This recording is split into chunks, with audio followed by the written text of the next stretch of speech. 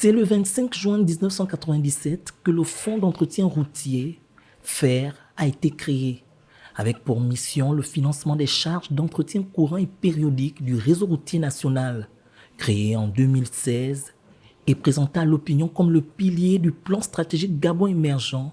L'Agence nationale des grands travaux d'infrastructure en 4 ans n'a pas été à la hauteur des attentes. Un échec qui a abouti au projet de loi portant création du FANER en mars 2020, un organe dont les défis restent énormes à ce jour. Dans mon propos tout à l'heure, je vous ai dit que les Gabonais en ont souffert pendant un bon bout de temps avec le délabrement continu de notre réseau routier.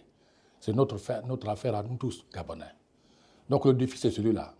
C'est qu'on mutualise nos efforts, la direction générale, le conseil d'administration, le ministère, pour trouver les solutions, pour relever ce défi-là. Parce que les Gabonais en ont souffert. Ils ont droit.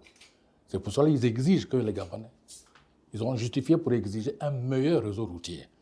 Comme je l'ai dit, comme ça se fait ailleurs, on ne pourra ne pas oser. Au titre des défis, le Fonds autonome national d'entretien routier doit pouvoir mettre en place un mécanisme de financement fiable et pérenne, garantir la disponibilité immédiate des ressources et le paiement rapide et régulier des entreprises engagées dans l'entretien routier. On ne doit pas chercher de midi à 14 heures pour trouver les ressources pour l'entretien routier. C'est la rure. C'est une loi, c'est une redevance pour l'usure de la route qui est consacrée par les textes. L'essentiel, c'est de les appliquer. La rure ou la redevance d'usure de la route, recette principale du Fonds autonome national d'entretien routier, est encore en grande partie utilisée à d'autres fins, au trésor public.